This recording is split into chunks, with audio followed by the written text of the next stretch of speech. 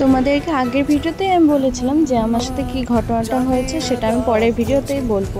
তাহলে চলো আজকে শুরু করা যাক। আজকে সেই ঘটনাই আমি তোমাদেরকে বলি।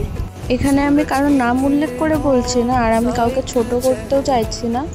আমার ঠিক ডেটটা মনে নেই। এর আগের মাসে আমি একটা কাজ করতে চাই, যেটা ছিল আমার বাড়ি থেকে 5 কি 10 মিনিটের রাস্তা। তো আমার টাইম ছিল 2টো, আর আমি সেখানে 2টোর মধ্যেই পৌঁছ। তো বাড়িতে ঢোকার সাথে সাথে তারা আমাকে একটা কথা বলে বসে, যেটা আমার খুবই খারাপ লাগে। সেটা আমি বলতে চাইছি না কি কত, যাই হোক। তারপরে আমি কাজ করতে বসি।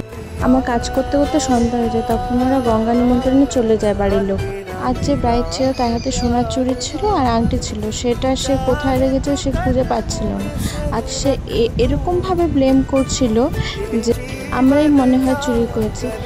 যাই হোক, যে সে পরে খুঁজে পায় তার আলমারিতে সেরে গেছিলো।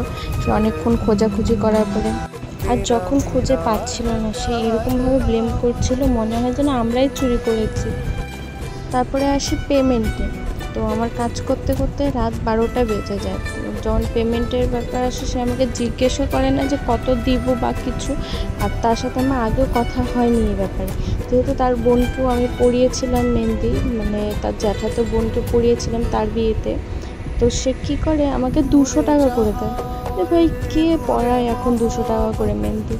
2 হাত। যাই হোক, অনেক তর্কাতর্কি করার পরে সে 300 টাকা করে দিতে রাজি হয়। তারপর সে হিসাবে ভুল করে। আমি পড়িয়েছিলাম 10 জনকে, সে ধরে 9 জনকে।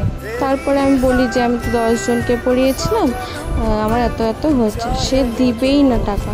আর অনেক তর্কাতর্কির পরে 15 দিন পরে আমাকে সে টাকাটা দেয়। আর আমার আজকে ভিডিও কেমন লাগলো কমেন্টে জানিয়ে দিও।